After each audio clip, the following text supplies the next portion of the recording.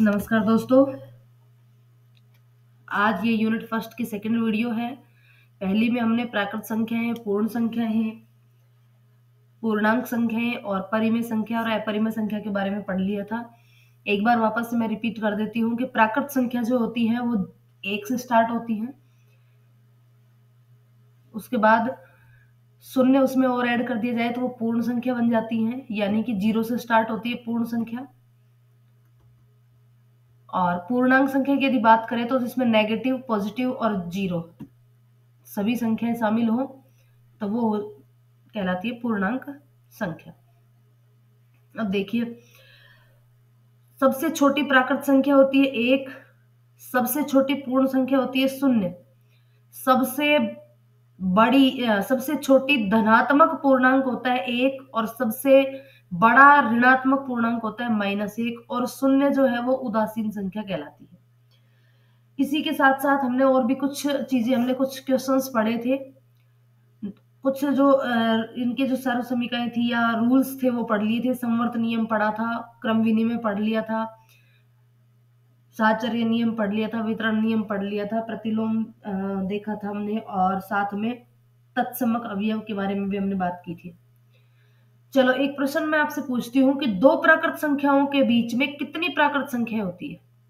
कोई भी दो प्राकृत संख्या है, दो प्राकृत संख्याओं के बीच कितनी प्राकृत संख्याएं होती है? इसका जवाब आप कमेंट करके मुझे बताइएगा।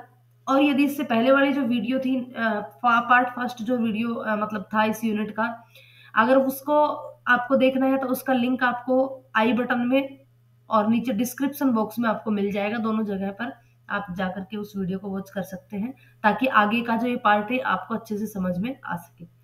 तो चलिए, जवाब आपने लिख दिया होगा कि दो प्राकृत संख्याओं के बीच में कितनी प्राकृत संख्या होती है। तो देखिए, मान लो एक है 2 और दूसरा है 3, दोनों ही प्राकृत संख्या है, तो इनके बीच में कितनी प्राकृत संख्या होती है? तो एक भी प्राकृत संख्या नहीं होती, यानी कि शून्य प्राकृत संख्या होती। दूसरी चीज, अगर ये पूछा जाए कि दो प्राकृत संख्याओं का अंतर कितना होता है, दो प्राकृत संख्याओं का अंतर अगर पूछा जाए तो देखिए, 3 में से 2 घटाएंगे तो कितना बचेगा? 1 बचेगा। तो दो प्राकृत संख्याओं का अंतर जो है वो होता है 1। ठीक है। म, चलो, एक प्रश्न आगे मैं एक प्रश्न पूछती हूँ आपसे। देखिए, थोड़ा सा देख करके खाली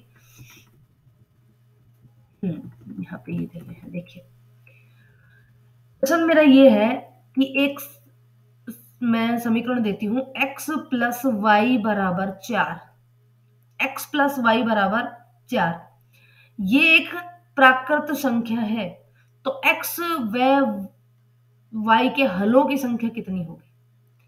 एक्स वाई प्राकृत संख्या है, एक्स और वाई दोनों क्या है यहाँ पे? प्राकृत संख्या है। तो हलों की संख्या बताइए कितनी होगी? देखिए, कितनी है हलों की संख्या? क्योंकि एक्स और वाई प्राकृत संख्या है तो 1, 2, 3 इन्हीं में से कोई ना कोई होगी, क्योंकि 2 का योग 4 आ रहा है। तो देखो, 0 तो रख ही नहीं सकते क्योंकि प्राकृत संख्या होती नहीं है। तो एक्स का मान 1 रखेंगे तो वाई का हमें 3 रखना पड़ेगा। एक हल हो गया, 1 और 3। दूसरा, दोनों के 2 2 रख दे तो दूसरा हल हो गया 2 2। तीसरा, x का मान 3 रख दे और y का 1 रख दे तो ये भी एक हल हो गया 3 1। यानी कि कितने हल हो गए? 1 2 और 3। अगर x प्लस वाई बराबर 4 में x और y प्राकृत संख्या है तो इसके कितने हल होंगे? 3 हल होंगे। ठीक है। अब यहाँ पे अगर प्राकृत संख्या की बजाय यूं कह दे कि x और y पूर्ण संख्या है तो हलों की संख्या कितनी होगी? तो देखिए, ये 3 तो होंगे ही होंगे, साथ में एक और ऐड हो जाएगा इसमें, ये कि भाई x 0 हो और y 4 हो, तो 0,4। और दूसरा, x 4 हो और y 0, तो ये दो चीज और इसमें ऐड हो जाएंगी, यानी कि अगर x और y पूर्ण संख्या है तो हलों की संख्या हो जाएगी 5। अब यदि यूं कह दे कि x और y पूर्णांक है तो x प्लस वाई बराबर 4 में हलों की संख्या कितनी होगी? तो पूर्णांक है तो पॉजिटिव, नेगेटिव और शून्य सभी चीजें इसमें शामिल हो सकती हैं। तो इस केस में इस समीकरण की, ये रेखिक समीकरण है, इस रेखिक समीकरण में हलों की संख्या अनंत हो जाएगी। कितनी हो जाएगी? अनंत हो जाएगी। तो ये चीज भी आपको याद रखनी है। ठीक है, चलो ठीक है, अब चलते हैं हम अगली क्लास की तरफ। यहां तक हमने कर लिया था कि भाई हमने ये बात कर ली थी कि सबसे पहले हमने कहा था कि ये प्राकृत संख्या होती है, उसके बाद इस प्राकृत संख्या में शून्य और ऐड कर दिया जाए तो ये पूर्ण संख्या होती है। फिर इसमें नेगेटिव नंबर्स और ऐड कर दी जाए, -1, -2, इस तरीके से माइनस की संख्या ऐड कर दी जाए तो वो पूर्णांक होती है, ये होल नंबर और ये इंटीजर नंबर। अब इनके साथ साथ जो भिन्नात्मक संख्याएं होती है, दशमलव वाली और भिन्न वाली, वो भी अगर इसमें शामिल कर दी जाए, जैसे 1/2, 3/4 या 0.5, इस तरीके की वो भी इसमें शामिल कर दी जाए, तो ये सब मिलाकर के क्या कहलाती है? परिमेय संख्या कहलाती है, रेशनल नंबर कहलाती है। और इनके अलावा जो संख्याएं बच जाती हैं जो कि अंडर रूट के अंदर होती है, अंडर रूट के अंदर, जैसे √5, √2, ये अगर शामिल कर दी जाए तो ये कहलाती है अपरिमेय संख्या। अपरिमेय संख्या यानी कि इर्रेशनल नंबर, अपरिमेय संख्या। और ये परिमेय और अपरिमेय दोनों को मिला दिया जाए तो ये कहलाती है वास्तविक संख्या। ये सभी मिलकर के क्या बनती है? वास्तविक संख्याएं कहलाती है। और इनके अलावा अंडर रूट के अंदर यदि कोई माइनस का नंबर मिल गया, जैसे कि √-1, तो वो कहलाती है काल्पनिक संख्या। काल्पनिक संख्या। तो अगर हम मोटे तौर पे देखें तो संख्या दो प्रकार की होती है, काल्पनिक और वास्तविक। वास्तविक संख्याओं की बात करें तो वास्तविक संख्याओं में परिमेय और अपरिमेय, उसके बाद फिर ये सारी चीजें शामिल इसके अंदर हो जाएगी। ठीक है, अब हम यहाँ पे बात कर रहे थे शांत और अशांत दशमलव प्रसार की। दशमलव के कुछ संख्या दशमलव की होती है, तो अगर हम दशमलव की संख्याओं की बात करें तो दशमलव जो है वो दो तरीके का हो सकता है, एक तो शांत और एक अशांत। ये बात भी हमने कर ली थी। शांत का मतलब जिसमें भाग कुछ समय बाद जाना बंद हो जाए, और अशांत मतलब भाग कंटिन्यू जाता ही रहे। अब अशांत में भी दो तरीके की होती है, एक तो आवृत्ति, बार बार आवृत्ति होती है जैसे कि ये है, और दूसरा अनावृत्ति कि रिपीटेशन इसमें नहीं होता हो। तो जो अनावृत्ति दशमलव प्रसार होता है वो संख्याएं कैसी कहलाती हैं? अपरिमेय संख्याएं कहलाती है। अब देखिए, कुछ दशमलव संख्याओं को भिन्न के रूप में व्यक्त करने से संबंधित प्रश्न भी पूछे जाते हैं। कुछ दशमलव संख्याओं को भिन्न के रूप में व्यक्त करने संबंधित प्रश्न पूछे जाते हैं, काफी इंपॉर्टेंट है ये। और ये 2021 26 सितंबर 2021 के जो पेपर था उसमें ये प्रश्न आया भी था इस तरीके का। देखिए यहाँ पे मान लो यहाँ पे 0.125 लिखा हुआ है, तो इसको अगर भिन्न के रूप में लिखना हो तो पॉइंट हटा करके पॉइंट की जगह 1 और जितने अंक आगे हैं उतने ही जीरो लगा करके हम इसको भिन्न के रूप में व्यक्त कर सकते हैं। अब आगे इसको हम काट सकते हैं, यहाँ से हम काट देंगे तो 25×5 125 और ये हो जाएगा 40 1/8, तो ये तो आ जाएगा 1/8। लेकिन यहाँ पर तो ये शांत दशमलव प्रसार था, हमने फटाफट से करके निकाल लिया। यदि अशांत दशमलव प्रसार हो तो उसको किस प्रकार से लिखेंगे उसको देखिए। अब यहाँ पे लिखा हुआ है 0.66666 करके रिपीट हो रहा है, तो इसको हम लिख सकते हैं 0.6 की बार। ठीक है, अब यहाँ पे लॉन्ग मेथड भी होता है और शॉर्ट मेथड भी होता है, तो मैं पहले आपको लॉन्ग मेथड बता देती हूँ, फिर इसका शॉर्ट मेथड बताएंगे। शॉर्ट मेथड से फिर ये सारे प्रश्न हम हल करेंगे। देखिए लॉन्ग मेथड ये होता है कि हमको ये जो वैल्यू दी हुई होती है इसको पहले x मान लेना होता है, और फिर हमें इस तरीके की वैल्यू निकाल के लेके आनी होती है, इसको कुछ ना कुछ मल्टीप्लाई करके, कि दशमलव के बाद की दो x में भी और जो हम मल्टीप्लाई करेंगे उसमें भी दशमलव के बाद की जो नंबर है वो सेम हो जाए। तो देखिए यहाँ पे अगर मैं 10 से ही मल्टीप्लाई करूँ इसको तो ये 6.6666 आएगा, तो जो कि पॉइंट के बाद क्या होगा 666 होगा, कोई दिक्कत नहीं होगी। तो 10 से इसको मल्टीप्लाई करेंगे तो आ जाएगा 10x बराबर 6.6666, इस तरीके से। अब इस 10x वाली समीकरण में से इस x वाले समीकरण को घटा देंगे, घटाओ देखो x बराबर 0.666, इस तरीके से घटाएंगे तो यहाँ से 10 में से 1 घटाया तो 9x बच जाएगा, और इधर पॉइंट की संख्या सारी कैंसिल हो जाएंगे और यहाँ केवल क्या बचेगा 6 बचेगा। तो x बराबर क्या आ जाएगा 6/9 यानी कि 2/3। ये तो इसका लॉन्ग मेथड है। अब देखिए शॉर्ट मेथड किस तरीके से होता है। शॉर्ट मेथड देखिए, ये हमारी नंबर इसको बार के रूप में लिखेंगे तो 0.6 का बार हो जाएगा। अब यहाँ पे ये ध्यान रखना है आपको कि अगर पॉइंट के बाद देखो नॉर्मल पॉइंट वाली संख्या होती है, जैसे मान लो 0.25 है, तो इसको कैसे बदलते हैं, पॉइंट हटाते हैं और जितने अंकों के बाद पॉइंट है, मतलब पॉइंट के बाद जितने अंक है उतने ही जीरो लिख देते हैं। ठीक है, 2 अंक है तो 2 जीरो लिखते हैं। तो यहाँ पर अगर पॉइंट के बाद बिना बार का नंबर आता है तो जीरो लिखना होता है हमको, और यदि बार वाला नंबर आता है तो बटे में 9 लिखना होता है। जितने अंकों के ऊपर बार है उतने ही 9 हम यहाँ पे लिख देंगे। और ऊपर पूरी कंप्लीट संख्या लिख करके उसमें से वो संख्या घटा देंगे जो बिना बार की है, वो संख्या हमको घटानी पड़ेगी। तो यहाँ पे देखिए बिना बार का कुछ भी नहीं है, तो ऊपर तो पहले तो संख्या यूं क्यों लिखे।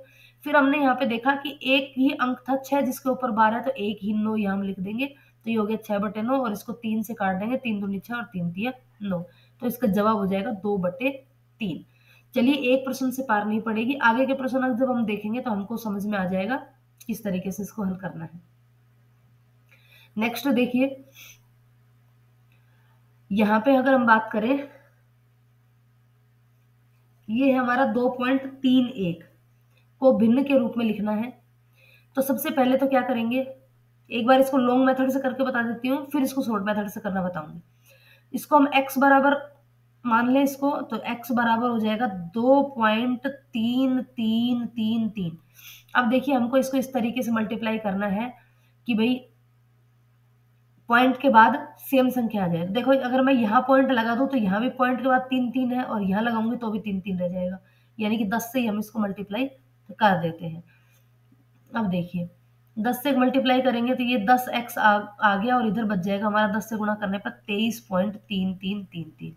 अब इसमें से इसको घटाएंगे तो 10 में से 1 घटाया तो 9x बचेगा, और इधर 23 में से 2 घटाए, इधर से देखो घटाएंगे तो 0.33 तो कैंसिल हो जाएगा, और 23 में से 2 घटेगा तो कितना बच जाएगा 21। तो x बराबर क्या आ जाएगा 21/9, और इसको अगर हम काटना चाहें तो ये 3 से कट जाएगा, 7 तिया 21 और 3 तिया 9, तो 7/3 इसका जवाब हो जाएगा। अब इसको डायरेक्ट करना हो तो डायरेक्ट किस तरीके से करेंगे वो देखो। डायरेक्ट यदि करना है तो देखिए ये हमारा 2.3 की बार। अब मैंने क्या कहा कि पूरा नंबर जैसा था वैसा का वैसा लिख दो, बिना पॉइंट के लिख दो, बिना बार के लिख दो, 23 हो गया। अब इसमें से वो घटा दो जो बार जिसके ऊपर नहीं है, तो 2 पे बार नहीं है तो 2 घटा देंगे, बटे में दशमलव के बाद कितने अंक ऐसे हैं जिनके ऊपर बार है और कितने हैं जिनके ऊपर बार नहीं है। तो केवल एक ही अंक है जिसके ऊपर बार है, और जिसके ऊपर बार होती है उसकी जगह में क्या लिखना होता है 9 लिखना होता है, तो बटे में हमने लिख दिया 9। अगर एक आधा अंक बिना बार का होता तो हम वो लिखते, लेकिन ऐसा नहीं है। तो अब क्या करें, 23 में से 2 घटाएंगे तो कितना बचेगा 21, 21/9, 3 से काट देंगे, 7 तिया 21 और 3 तिया 9, 7/3, ये इसका सही जवाब हो जाएगा। अब नेक्स्ट जो प्रश्न हम करेंगे वो हम बिना मतलब डिस्क्रिप्टिव टाइप ना करके डायरेक्ट करना करेंगे। तो डायरेक्ट में देखो अगला हमारा प्रश्न है 0.342 और 4 और 2 के ऊपर बार है। तो सबसे पहले तो इसको यूं के यूं लिखो बिना पॉइंट के 342। अब इसमें से घटाओ जो पॉइंट की संख्या वो घटाओ, तो पॉइंट की संख्या कौन सी है, मतलब पॉइंट का नाम आ रहा है, वो घटाओ जिसके ऊपर बार नहीं है। तो किसके ऊपर बार नहीं है, 3 पे बार नहीं है, तो 3 घटा दो, और बटे में क्या लिखना है, देखो दशमलव के बाद 3 अंक है तो 3 अंक नीचे आएंगे, लेकिन 2 के ऊपर बार है तो 2 के ऊपर बार है तो 2 बार तो 9 आ जाएगा, और 1 के ऊपर बार नहीं है तो बिना बार वाले की जगह 0 आ जाएगा। अब देखो घटाओ, 42 में से 3 घटाओ, 12 में से 3 गए 9, ये हो गया 339/990। अगर यही ऑप्शन है यहाँ पे, देखो यही ऑप्शन दिया हुआ है तो ठीक है, अगर ये ऑप्शन दिया हुआ नहीं होता तो काट करके देखो 3 से कट रहा है ये, तो 3 से इसको काट के लिखते हैं तो यहाँ आ जाता 3 113, और ये हो जाता 3 तिया 9, ये आ जाता। अगर ये दिया हुआ होता तो ये भी ऑप्शन इसका सही जवाब हो सकता था। आप चाहो तो एक आध प्रश्न इसमें से और भी कर सकते हो, जैसे मान लो मैं यहाँ पे लिख दूं 1.732 इसके ऊपर बार।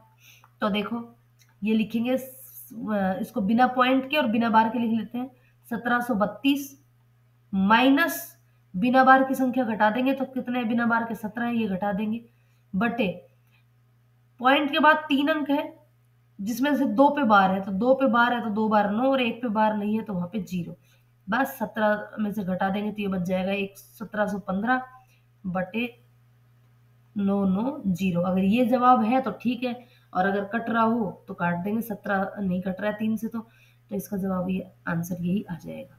ठीक है, चलिए आगे के प्रश्न देखते हैं। आगे है कि निम्नलिखित में से अपरिमेय है, इनमें से अपरिमेय कौन है। देखिए मैंने क्या बताया था कि अपरिमेय वो होता है जो परिमेय नहीं है, यानी कि जिसको P/Q के रूप में व्यक्त नहीं किया जा सकता, क्योंकि परिमेय संख्या की परिभाषा होती है कि ऐसी संख्या जिसको p बटे q के रूप में व्यक्त किया जा सकता है, और p और q तो क्या है, पूर्णांक है, और q का मान एक कंडीशन साथ में दी हुई होती है, q का मान शून्य नहीं होना चाहिए, q नॉट इक्वल टू 0। तो अपरिमेय संख्या वो होती है, अभी ऊपर मैंने बताया था कि अपरिमेय, देखिए जो दशमलव संख्याएं होती है वो दो प्रकार की होती है, एक तो होती है शांत और एक होती है अशांत। अशांत में भी फिर मैंने कहा था कि दो चीजें होती है, एक तो होती है आवृत्ति, यानी कि जैसे अभी हमने ऊपर प्रश्न करे थे, इनमें सब में क्या हो रही थी, आवृत्ति हो रही थी किसी न किसी अंक की, और एक होता है अनावृत्ति, यानी कि उसके अंदर आवृत्ति नहीं होती है। तो जो अनावृत्ति अशांत दशमलव प्रसार होता है वो अपरिमेय संख्या कहलाती है। तो यहाँ पे देखो निम्न में से अपरिमेय है, शांत दशमलव प्रसार बिल्कुल परिमेय संख्या होती है ये। आवृत्ति अशांत दशमलव प्रसार, आवृत्ति जो बार बार आवृत्ति करता है वो भी क्या है, शांत दशमलव मतलब परिमेय संख्या है।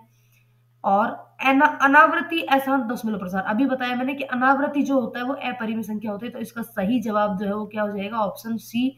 इनमें से कोई नहीं, ये भी नहीं है, ये भी नहीं है, और ये भी नहीं है, सही जवाब क्या हो जाएगा, ऑप्शन सी। अब नेक्स्ट देखो, प्रश्न सेम है लेकिन उसकी भाषा बदल दी गई है। अब प्रश्न क्या है, एक अनुपात रहित संख्या का दशमलव स्वरूप होगा। अनुपात रहित, अनुपात का मतलब p बटे q, अनुपात रहित का मतलब ऐसी संख्या जो p बटे q के रूप में व्यक्त नहीं की जा सकती। इसका मतलब हुआ कि कैसी संख्या की बात कर रहे हैं, अपरिमेय संख्याओं की बात की जा रही है। तो अपरिमेय संख्या का दशमलव स्वरूप कैसा होगा, तो अभी बताया था कैसा होगा, अनावृत्ति अशांत होगा, अनावृत्ति अशांत। अब देखिए अनावृत्ति अशांत भी नहीं लिखा हुआ है यहाँ पे, अनावृत्ति अशांत भी नहीं लिखा हुआ है, तो क्या लिखा हुआ है देखते हैं, अंत रहित। अंत रहित का मतलब जिसका अंत नहीं होता हो, लगातार वो चलती जा रही हो। अंत रहित का मतलब अशांत, वह पुनरावृत्ति होती हो। अशांत पुनरावृत्ति का मतलब आवृत्ति, लेकिन अशांत और आवृत्ति, तो अशांत और आवृत्ति हो तो परिमेय संख्या हो जाती है, ये तो जवाब इसका नहीं है। अंत युक्त, अंत युक्त का मतलब शांत, तो शांत है तो वैसे ही अपरिमेय नहीं होगी, तो ये भी नहीं है।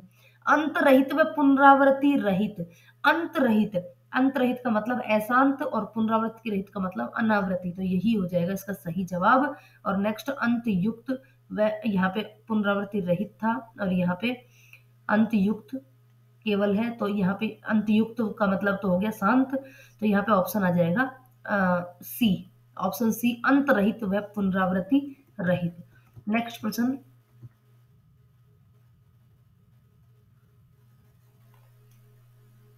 प्रश्न है 0.232323 को भिन्न के रूप में लिखिए।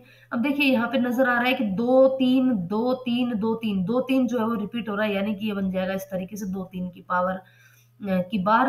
तो बिल्कुल ही सिंपल प्रश्न है, सारी दो ही चीजें और दोनों ही बार वाली है, तो कुछ घटाना तो है ही नहीं। 23 बटे दोनों के ऊपर बार है तो 23 बटे 99, तो ये ऑप्शन बी इसका सही जवाब हो जाएगा, 23 बटे 99। अब अपरिमेय संख्या की बात यहाँ पे वापस से, अपरिमेय संख्या वहां पे हमने पढ़ी नहीं थी, केवल वैसे ही बताया था। अब अपरिमेय संख्या कौन सी होती है, वह संख्या है जिनका पूर्ण वर्गमूल नहीं निकाला जा सकता, यानी कि ऐसी संख्या है जिनका वर्गमूल नहीं निकलता हो पूर्ण रूप से, पूर्ण वर्गमूल नहीं निकाला जाता हो, वे क्या कहलाती है, वे परिमेय संख्या कहलाती हैं। और ये संख्या परिमेय नहीं होती, इसलिए इनको क्या कहते हैं, अपरिमेय कहते हैं। जैसे कि √2, √3, √5, यानी कि रूट की सभी संख्याएं अपरिमेय होती है, बशर्ते कि रूट के अंदर पूर्ण वर्ग संख्या नहीं होनी चाहिए।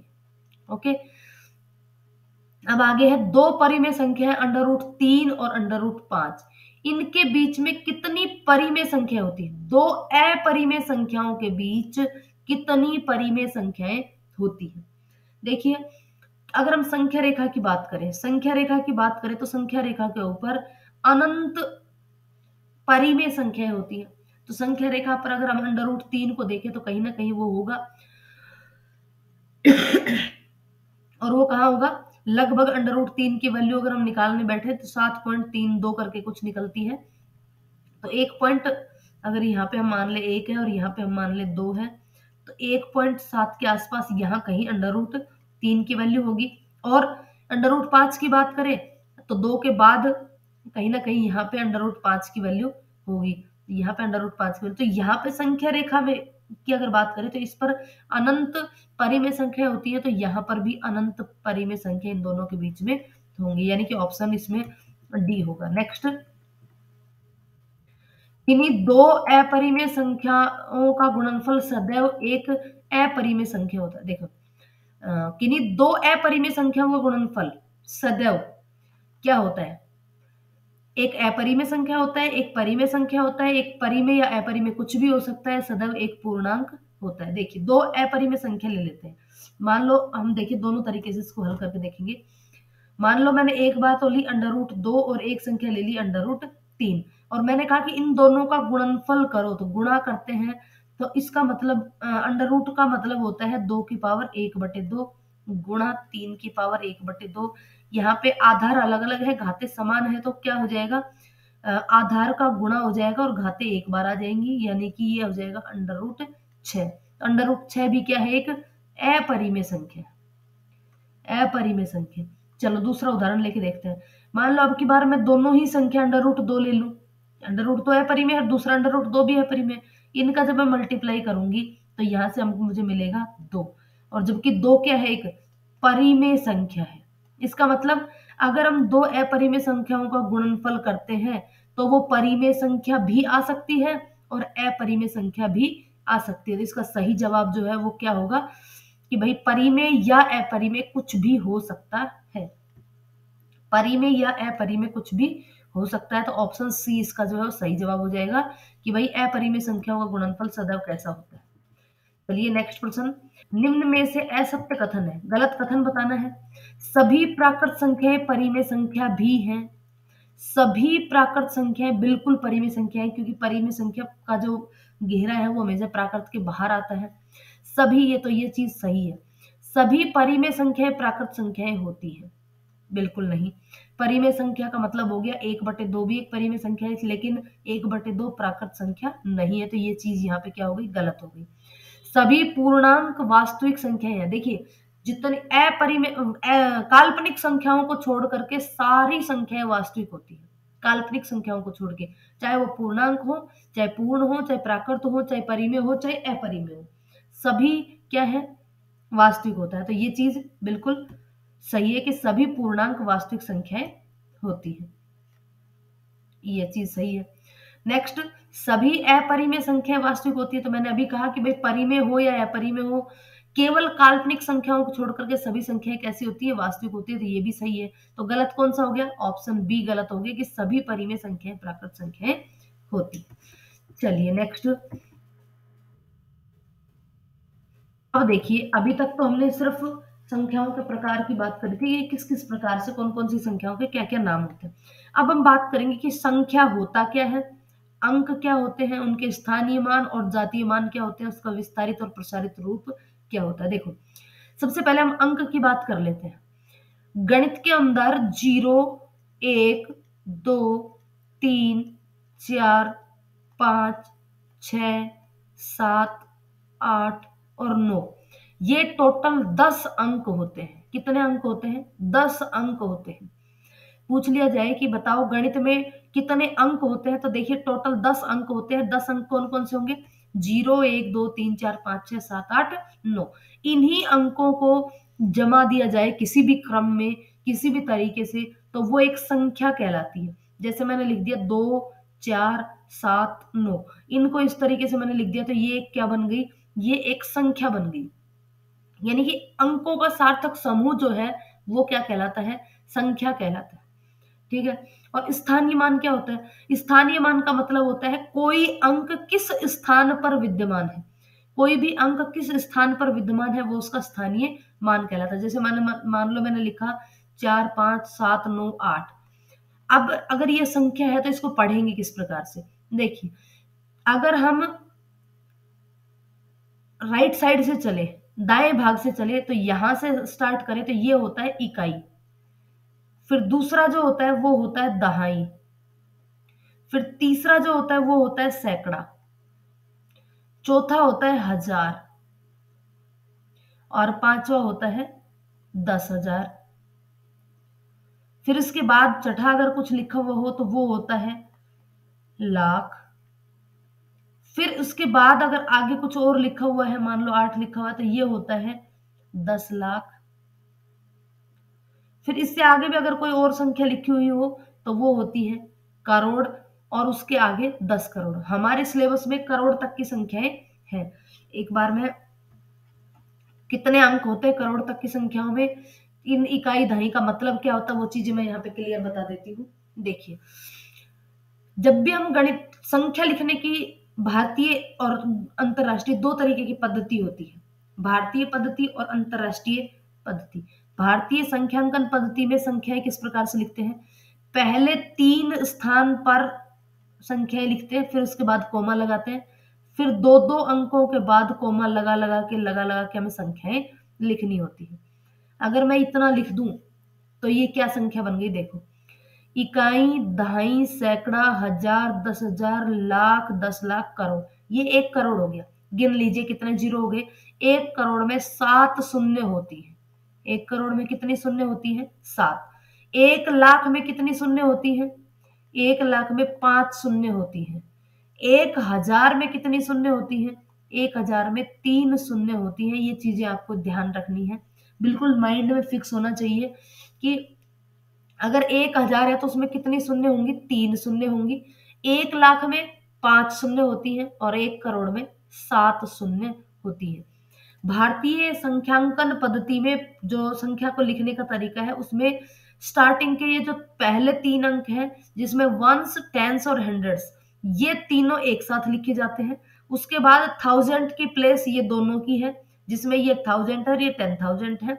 फिर ये लाख की प्लेस है दोनों, यानी कि ये लाख और ये 10 लाख है। और फिर ये करोड़ की प्लेस आती है, जिसमें भी 2 अंक होते हैं, ये करोड़ और एक अगला 10 करोड़। ये एक आगे एक और होगा तो वो 10 करोड़ होगा। उसके बाद आप करोड़ तक की संख्या ही दे रखी है, तो यहाँ पर आपको ये चीज ध्यान रखनी है। अब देखिए, एक प्रश्न पूछा गया था, कोई 1 करोड़ में कितने लाख होते हैं, कितने हजार होते हैं, उसको किस प्रकार से व्यक्त करेंगे। कि भाई 1 करोड़ में, प्रश्न ये था कि 1 करोड़ में कितने लाख होते हैं, ये प्रश्न पूछा गया था। ये 1 करोड़ है, इसमें कितने लाख है, कितने सौ है, कितने इकाई है, कितने दहाई है, ये सब चीजें हम यहाँ पे पढ़ेंगे। देखो, हमारा ये इकाई का अंक है, तो ये कंप्लीट, तो एक ये जो कंप्लीट 1 करोड़ है ये इकाई है। ये कंप्लीट 1 करोड़ क्या है, इकाई है। दहाई की बात करें, कितने दहाई है, दहाई का क्या मतलब होता है, दहाई का मतलब होता है गुणा 10। तो केवल इसमें से 10 का भाग दे दो। इसमें दहाई का मतलब होता है गुणा 10, तो 10 का भाग दे देंगे तो ये हमारे इतनी दहाई होती है 1 करोड़ में, इतनी दहाई होंगी। या यूं कह दे कि भाई दहाई का मतलब इकाई के बाद दहाई आता है, तो इकाई को छोड़ दो और फिर बच गया वो सारा क्या है, दहाई है। चलो इसमें दोबारा से एक बार देख लेते हैं।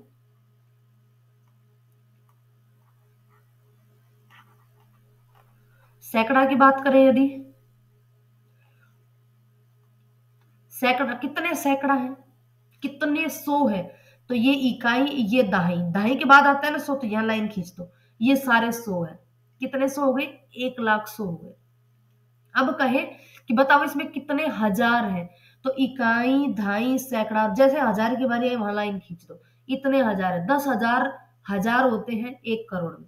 अब पूछे कि कितने 10,000 है, तो इकाई, दहाई, सैकड़ा, हजार, जैसे 10,000 की बारी है वहीं पे लाइन खींच दो। तो 1,000 10,000 है इसके अंदर, 10,000 का पूछेगा नहीं वैसे। उसके बाद ये पूछे कि कितने लाख हैं, तो जहां भी लाख आता है वहीं लाइन खींच दो, इकाई, दहाई, सैकड़ा, हजार, 10,000 और ये आ गया लाख। तो कितने लाख हुए, 100 लाख होते हैं 1 करोड़ में। तो इस तरीके से अगर कोई भी संख्या पूछी जाए और पूछा जाए कि इसमें कितने करोड़ है, कितने लाख है, तो आराम से उसका जवाब आप दे सकते हो। अब देखिए, संख्या को किस तरीके से लिखना है और किस तरीके से उसको पढ़ना है। मान लो एक कोई शब्दों में कोई संख्या लिख के दे दी कि 8 करोड़ 7,05,000 को अंकों में लिखो, अंकों में लिखो। ये प्रश्न आ गया। मान लो क्या है प्रश्न, 8 करोड़ 7 लाख 5 को अंकों में लिखो। अब बात आ रही है कि भाई करोड़ तक की संख्या है, इसका मतलब 7 तो शून्य होनी चाहिए करोड़ में और 8वां जो अंक होना चाहिए, यानी कि टोटल 8 प्लेस होंगे। 1 2 3 4 5 6 7 8, 8 प्लेस में किस तरीके से लिखते हैं, पहले पहले 3 पे तो इकाई ढाई सैकड़ा इतने सौ इतने जो होता है वो, फिर उसके बाद हजार वाले इसमें लिखे जाते हैं और लाख वाले इसमें लिखे जाते हैं और आगे करोड़ वाले। तो करोड़ कितने हैं, 8 है, तो ये तो हो गया करोड़। देखो ये तो दहाई तक है, सैकड़ा तक है, ये है हजार, ये है लाख और ये करोड़। अब देखिए करोड़ में कितना दे रखे हैं, 8 करोड़। उसके बाद 7 लाख, अगर मैं यहां 7 लिख के यहां 0 लिखूं तो ये तो 70 बन जाता है, लेकिन हमको तो क्या लिखना है, हमको तो क्या लिखना है, 7 लिखना है। तो क्या करना पड़ेगा, 7 यहां लिखना पड़ेगा और 0 यहां लिखना पड़ेगा, 7 लाख। उसके बाद देखो हजार है ही नहीं, तो नहीं है तो इसके ऊपर 0। उसके बाद 100 भी नहीं है, सैकड़ा भी नहीं है, तो भी 0। अब केवल 5 है, तो 5 को हम क्या लिखेंगे, 5 और 0। तो ये संख्या हमारी बन जाएगी 80, 70, 000 और 5। ये हमारी संख्या है 8 करोड़ 7 लाख 5। तो इस तरीके से आराम से बिना किसी मिस्टेक के आप आराम से लिख सकते हो। ध्यान से करना है, थोड़ी सी गलती होते ही पूरा का पूरा संख्या गलत हो सकती है, क्योंकि जो ऑप्शन दिए हुए होते हैं ना उसमें बिल्कुल थोड़ा सा आगे पीछे दिया हुआ होता है, तो ये चीज हमेशा ध्यान रखनी है। अब ये तो हमने बात करी, अब हम बात करेंगे स्थानीय मान की। स्थानीय मान का मतलब होता है जिस भी अंक की बात करें उसका स्थान कौन सा है। जैसे मैंने ये लिखा,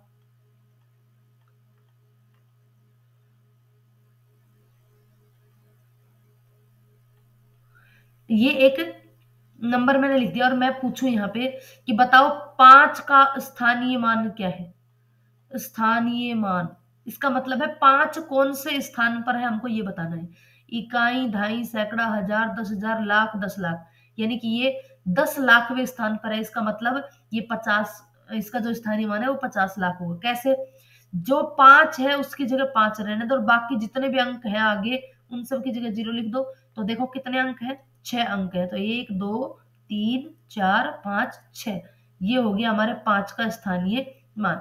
तुमसे कोई पूछे कि 8 का स्थानीय मान बताओ, तो 8 की जगह पे 8 लिख दिया हमने। और 8 के बाद कितने अंक है, 1 2 3, तो 3 0, ये 3 0 लगा दिया, तो क्या हो गया, 8 का स्थानीय मान हो गया 8,000। ये होता है स्थानीय मान, यानी कि उस वो जो अंक है वो कौन से स्थान पर विद्यमान है, ये कहलाता है स्थानीय मान। ठीक है। अब अगर हम बात करें जातीय मान की, तो जातीय मान क्या होता है, देखिए जातीय मान का मतलब होता है फेस वैल्यू, यानी कि जो भी अंक होता है वो जातीय मान ही होता है उसका, तो उसमें कुछ ज्यादा नहीं है। अगर मैं कहूँ 5 का जातीय मान तो 5 ही हो जाएगा, 8 का जातीय मान 8 है, 3 2 1, ये सब इसके जातीय मान कहलाते हैं। उसके बाद अगर हम बात करें, उसके बाद बात करते हैं प्रसारित रूप की, या प्रसारित रूप को ही क्या कहते हैं, विस्तारित रूप कहते हैं। अब देखिए विस्तारित रूप या प्रसारित रूप में दो तरीके की संख्या होती है, दशमलव वाली और बिना दशमलव वाली। बिना दशमलव वाली संख्याओं की बात करें तो सिंपल हम उसका स्थानीय मान निकाल सकते हैं, मतलब प्रसारित रूप निकाल सकते हैं। और अगर दशमलव वाली संख्या की बात करेंगे तो भी हम उसमें भी हम बताएंगे किस प्रकार से आपको उसका स्थानीय मान निकाल करके प्रसारित मान लिखना होता है। अब देखिए सबसे पहले तो प्रसारित मान लिखते कैसे हैं, प्रत्येक अंक का स्थानीय मान लिखो और स्थानीय मान लिख करके उसके बीच में प्लस का चिन्ह लगा दो, तो वो उसका प्रसारित रूप हो जाएगा। जैसे जैसे मैं यहाँ पे एक छोटी सी संख्या लिख देती हूँ, ये एक संख्या है और कहा कि भाई इसका प्रसारित रूप लिखिए, हर एक अंक का स्थानीय मान लिखना है और फिर उसको ऐड कर देना है। देखिए सबसे पहले हम लिखेंगे 5 का, 5 का स्थानीय मान देखो 5, 1 2 3 4, 5 आगे अंक है तो 5 0। उसके बाद 6 का स्थानीय मान, 6 और 6 के आगे 4 अंक है तो 4 0, प्लस 4 का स्थानीय मान, 4 के आगे 3 अंक है तो 3 0, प्लस 3 का स्थानीय मान, 3 के आगे 2 अंक है तो 2 0, प्लस 2 का स्थानीय मान 20, प्लस 7 का स्थानीय मान, 7 इकाई के स्थान पे है तो 7 का स्थानीय मान 1। ठीक है। 7 इकाई के स्थान पे है तो 7 गुणा 1, 2 दहाई के स्थान पे है, दहाई का मतलब 10, तो 2 गुणा 10 20 हो गया। 3 सैकड़ा के स्थान पे है तो 3 गुणा 100 300 हो गया। 4 हजार के स्थान पे है तो 4 गुणा 1000 4000 हो गया। 6 जो 10,000 के स्थान पे है तो 6 गुणा 10,000 तो 60,000 हो गया। और 5 लाख के स्थान पे है तो 5 गुणा 1 लाख बराबर 5 लाख हो गया। तो ये कहलाता है विस्तारित रूप। क्या है ये विस्तारित रूप, संख्या, अब यहाँ पे भी स्टेटमेंट अगर बना के पूछ लिया जाए तो भी आपको पता होना चाहिए कि स्थानीय मान का प्रसारित रूप का मतलब होता है कि जो भी संख्या दी हुई है उसके प्रत्येक अंक का स्थानीय मानों का योग, प्रत्येक अंक के स्थानीय मानों का योग, 5 का, 6 का, 4 का, 2 का, 3 का, 2 का और 7 का, इन सब का स्थानीय मान निकाल करके उसको ऐड कर दिया गया। अब देखिए इसमें से संबंधित प्रश्न भी जरूर पूछा जाता है परीक्षा में। अब देखिए यहाँ पे ये प्रश्न पूछा हुआ है, ये एक संख्या दे रखी थी 170, 65, 809, इसमें 7, 6 और 9 के स्थानीय मानों का योग ज्ञात करना है। इन तीनों के स्थानीय मान लिखने हैं और उनका योग। सबसे पहले हम लिख देते हैं 7 का स्थानीय मान। देखो 7 और 7 के आगे कितने अंक हैं? 1, 2, 3, 4, 5, 6 अंक है तो 6 जीरो। 1, 2, 3, 4, 5 और 6 जीरो। उसके बाद 6 का स्थानीय मान, 6 के आगे 4 जीरो, तो देखो 1, 2, 3, 4 और फिर ये 6। फिर 9 का स्थानीय मान अकेला 9, तो ये अकेला इकाई के स्थान पे 9 और इन सबको जोड़ देंगे तो 9, 3 बार 0, 1, 2, 3 और उसके बाद 6 और फिर 0 और फिर 7। 706 ट्रिपल 09, 706 ट्रिपल 09, तो ऑप्शन इसमें क्या आ जाएगा? सी आ जाएगा। ठीक है, ये नेक्स्ट प्रश्न है, ये भी पूछा जा चुका है। अब नेक्स्ट प्रश्न क्या पूछा गया था परीक्षा में आए हुए प्रश्न है ये कि निम्नलिखित 4 संख्याओं में अंक 5 का स्थानीय मान, इन 4 संख्याओं में 5 का स्थानीय मान क्रमशः क्या है? स्थानीय मान लिखे हुए हैं 5 का, वो बताना हिंदी में लिखा हुआ है। देखो यहाँ पे पहले स्थान पे 1, 2, 3, चौथे नंबर पे है, यानी कि इकाई, दहाई, सैकड़ा, हजार। हजार पे 5 है तो इसका मतलब 5000। तो देखिए 5000, 50,000, 500, 500, तो यहाँ पे 50, 50 नहीं लिखेंगे, यहाँ पे हम 5000 लिखेंगे। तो 5000, इसमें हम बात करें तो ये 500, यहाँ पे ये 50 और ये 5, तो 5550 और 5, ये इसका क्या है? स्थानीय मान है। ठीक है, चलिए नेक्स्ट प्रश्न। अब यहाँ पे हम बात कर लेते हैं, ये भी अभी हमने सिंपल जो संख्याएं थी, बिना दशमलव की संख्याएं थी, उनका स्थानीय मान देखा था। अब हम देख लेते हैं एक बार दशमलव की जो संख्या होती है उनका स्थानीय मान किस प्रकार से लिखते हैं। तो दशमलव की जो संख्या होती है वो दशमलव के बाद, दशमलव के साथ ही दो भागों में बट जाती है, एक तो दशमलव से पहले की और एक दशमलव के बाद वाला। तो पहले वाले में तो कोई दिक्कत नहीं है, पहले वाले में तो जैसे हमने लिखा था पहले वैसे ही इसका लिख लेना है। जैसे कि ये संख्या है भाई 8, 8 के बाद 3 अंक है तो 3 जीरो, प्लस 9, 9 के बाद 2 अंक है तो 2 जीरो, प्लस 4, 1 अंक है तो 1 जीरो, प्लस 5। ये तो हो गया दशमलव के बाईं तरफ का। दशमलव के दाईं तरफ का स्थानीय मान किस प्रकार से निकालना होता है? जिस नंबर पे दशमलव के बाद पहले नंबर पे है तो बटे में 1 जीरो, दूसरे नंबर पे है तो 2 जीरो, तीसरे नंबर पे है तो 3 जीरो, चौथे नंबर पे है तो 4 जीरो। इस तरीके से इसका स्थानीय मान निकाला जाता है। तो देखिए साथ में एक चीज और मैं आपको बता दूं, यहाँ पे वो स्थानीय मान निकालने का प्रश्न नहीं है, यहाँ पे प्रश्न थोड़ा सा अलग तरीके से पूछा गया है। कोई बात नहीं, हम सब कर लेंगे। सबसे पहले पहले स्थान पे दशमलव के बाद पहले स्थान पे जीरो है तो जीरो का स्थानीय मान लिखना जरूरी नहीं होता है। दूसरे स्थान पे क्या है? 7 है।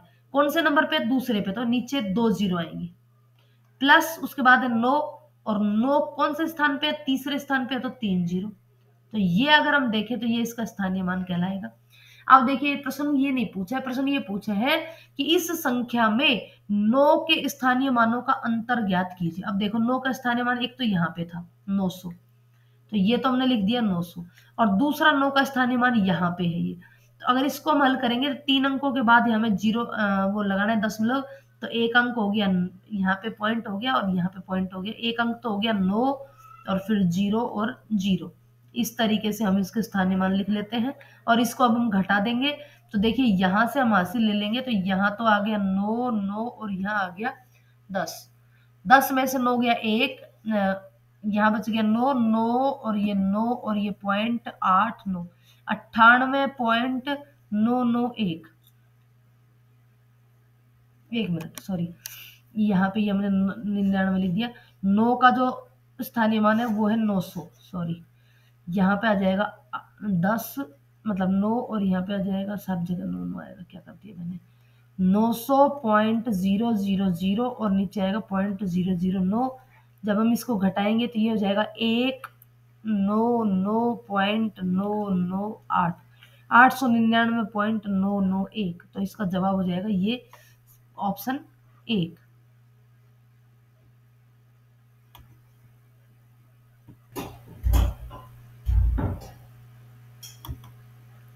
हाँ, आगे चलते हैं हम।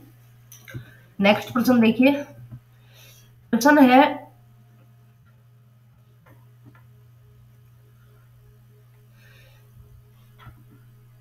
यहाँ पे लिखा हुआ है 7321.03 में 3 के स्थानीय मानों में अंतर ज्ञात कीजिए। सबसे पहले तो इस संख्या का स्थानीय मान लिखते हैं। देखो, क्योंकि दोनों ही तरीके के प्रश्न यहाँ पे हम एक साथ कवर कर लेते हैं।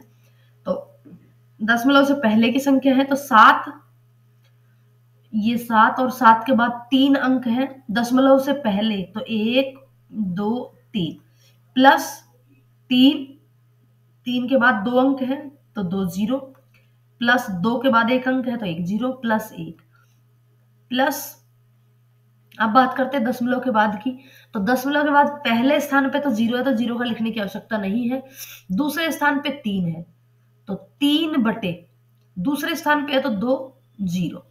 अब यहां पे अगर हम यहां से देखें 3 के स्थानीय मानों का अंतर, तो यहां पे 300 हो गया और इसमें से ये घटाना है तो यहाँ पे पॉइंट लगा करके पहले तो लिख देते हैं 2 0 और यहाँ पे 2 अंकों के बाद आएगा दशमलव, तो ये आ गया। अब इसको घटा दो, यहाँ पर आ जाएगा हमारा 10, यहाँ पे 9 9 9 और ये कर दो 2। घटाते टाइम जब भी बहुत सारे जीरो हो और घटाने में प्रॉब्लम हो तो लास्ट वाले जीरो को तो बना दो 10 और बाकी सबको 9 कर दो और जो अंक है पहला अंक जो भी आए उसमें से एक कम करके लिख दो। तो 10 में से 3 गए 7, यहाँ बच गया 9.99 और यहाँ बच गया है 299.97। तो ये हो गया हमारा आंसर। अब देखिए यहाँ पे आप बिल्कुल भी कंफ्यूज ना हो, और भी इजी तरीके से मैं अगर आपको बताना चाहूँ तो आप यहाँ पे देखो क्या कर सकते हैं। अब जब भी इस तरीके के प्रश्नों में स्थानीय मानों के बीच में जब अंतर पूछेगा ना तो 100% वो एक अंक तो दशमलव से पहले का होगा और एक अंक दशमलव के बाद का होगा। तो आपको क्या करना है, दशमलव से पहले वाले अंक को लिखो। दशमलव से पहले क्या अंक है 3, फिर लिख दो 2, मतलब 0। आगे जितने जो भी जिस भी अंक का स्थानीय मान पूछा है दशमलव से पहले उसको हमने लिखा और उसके बाद जितने अंक उतने 0 लगा दिए। दशमलव से पहले की बात कर रहे हैं हम केवल। दशमलव से पहले 3 का स्थानीय मान 300 हो गया। अब फिर लगा दो यहाँ पे दशमलव और आगे जितने नंबर पे वो जो अंक पूछा है, जैसे मान लो यहाँ दूसरे नंबर पे है तो 2 0 लिख दो यहाँ पे। और वापस से दशमलव के बाद की जो ये संख्या है, दशमलव 3 की जगह 3 लिख दो और बाकी स्थानों पे 0 लिख दो। तो ये 0 ऑलरेडी ये लिखा हुआ है तो इसको घटाएंगे तो ये आंसर आ जाएगा। इससे पहले वाले में भी ऐसे ही करके देखो। 9 के स्थानीय मानों में अंतर, देखो यहाँ पे 9 लिखा हुआ है तो 9 लिख देंगे। उसके बाद ये 2 जगह अंक है तो इनकी जगह 0, फिर दशमलव है तो दशमलव और 9 तक लिखना है हमको। यहाँ भी 0, यहाँ भी 0 और यहाँ भी 0, तीनों स्थानों पर 0, तो 0 0 0। अब 9 का स्थानीय मान पूछा है तो देखो दशमलव के बाद 1 0 2 0 और फिर 9 आएगा तो ये दशमलव 1 0 2 0 फिर 9। इसको घटाएंगे तो जो आंसर आना था वो हमारा अभी हमने देखा था वो आंसर आ जाएगा। कौन सा आ जाएगा, ये वाला, ये ऑप्शन है। अब देखो आगे प्रश्न भी इसी तरीके के दिए हुए हैं। नेक्स्ट प्रश्न है निम्न संख्याओं को दशमलव रूप में लिखिए। देखो ये जो बटे वाली संख्या है ये दशमलव के बाद आती है हमेशा। ये दशमलव के बाद है, ये दशमलव से पहले है। तो ये पहले स्थान पे 8, 80 है तो दहाई के स्थान पे 8, इकाई दहाई सैकड़ा, सैकड़ा का स्थान तीसरा होता है तो तीसरे स्थान पे कुछ नहीं है तो 0 और फिर ये 1000। तो ये तो आ गया इधर से। या इस तरीके से लिखने में प्रॉब्लम हो तो कोई दिक्कत नहीं है, ऊपर नीचे लिख के जोड़ दो। 8000 80 8, देखने से पता चल रहा है 8080 8, 80 और 8 88, यानी कि 8088 हमने लिख दिया। इसको जोड़ेंगे तो भी वही आ जाएगा 8808। अब दशमलव के बाद के अंक देखो, जस्ट बट्टे वाली संख्या जहां शुरू होती है वहीं लगा दो दशमलव। अब यहाँ पे है 8 के नीचे 2 0, यानी कि दूसरे नंबर पे 8 आएगा तो पहले नंबर पे 0 और दूसरे नंबर पे 8। फिर यहाँ पे है 4 0, यानी कि चौथे नंबर पे 8 है तो पहला दूसरा तो हो गया, तीसरे पे कुछ नहीं है और चौथे नंबर पे 8 हो गया। फिर है ये 1 2 3 4 5वें नंबर पे, तो ये 4 ऑलरेडी आ गए, 5वें नंबर पे फिर 8 आ गया। तो ये हो जाएगा हमारा आंसर। क्या है आंसर, क्या हो जाएगा? 80 88.08088। देखो कहाँ लिखा हुआ है, ये रहा। नहीं ये नहीं है, ये रहा। 80 88.08088। तो ये इसका क्या हो जाएगा, सही जवाब हो जाएगा। नेक्स्ट।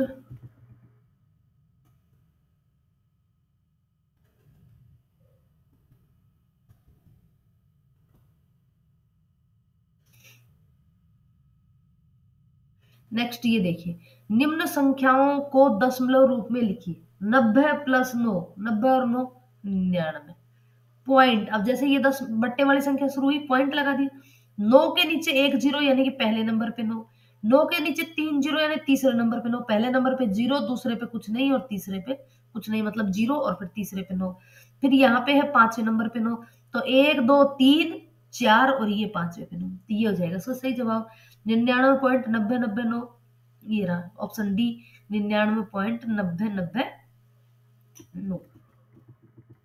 चलो नेक्स्ट प्रश्न है, इसका विस्तारित रूप लिखना था। संख्या दे रखी है 43,705.467। देखो पढ़ने का तरीका अगर मैं तुमसे बताऊं तो जब भी दशमलव की संख्या होती है उसमें दशमलव से पहले की संख्या तो नॉर्मली पढ़ते हैं, और दशमलव के बाद की संख्या में अंकों को एक एक करके पढ़ते हैं। जैसे अगर मैं इस संख्या को पढ़ूं तो ये संख्या होगी 43,705.467। देखो सबसे पहले चार, चार के आगे कितने अंक हैं, 4 अंक है, तो 4 और 4 जीरो। चलो हम यहाँ पे लिख लेते हैं, ये 4 और इसके बाद 1 2 3 4 जीरो। फिर प्लस 3, 3 के आगे 3 अंक है, 1 2 3, तो 3 जीरो। प्लस 7, 7 के आगे 2 अंक है तो 2 जीरो। प्लस अगला जीरो है उसको छोड़ दो, फिर आ गया 5। प्लस अब आगे दशमलव की संख्या, दशमलव के बाद बट्टे में संख्याएं चलने लग जाएंगी। सबसे पहले पहले नंबर पे 4 है तो उसके नीचे 1 जीरो, दूसरे नंबर पे 6 है तो उसके नीचे 2 जीरो, तीसरे नंबर पे 7 है तो उसके नीचे 3 जीरो। चलो देख लेते हैं, 4000 प्लस 3000 प्लस 700 प्लस 5। यहाँ पे तो 70 प्लस 5 है, तो ये पहले वाला तो गलत हो गया। दूसरे में सही है, 700 प्लस 5 है। फिर क्या है, 4/10,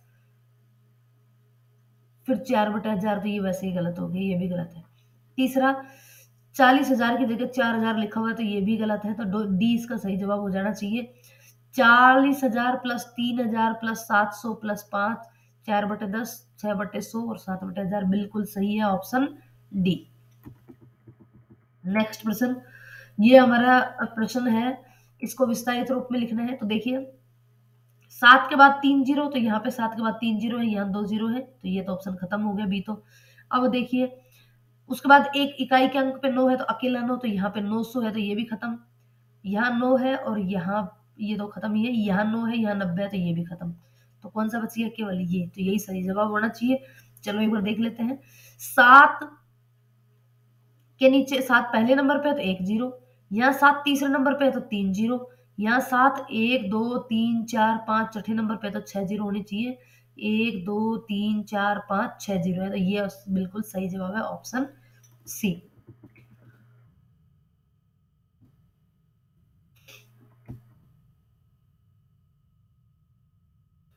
चलिए आगे जो है ये भागफल शेषफल यानी कि शेषफल प्रमेय से संबंधित प्रश्न है। इन प्रश्नों को हम कल पढ़ेंगे, पूरा पहले डिटेल पढ़ेंगे, फिर उसके बाद ये प्रश्न पढ़ेंगे।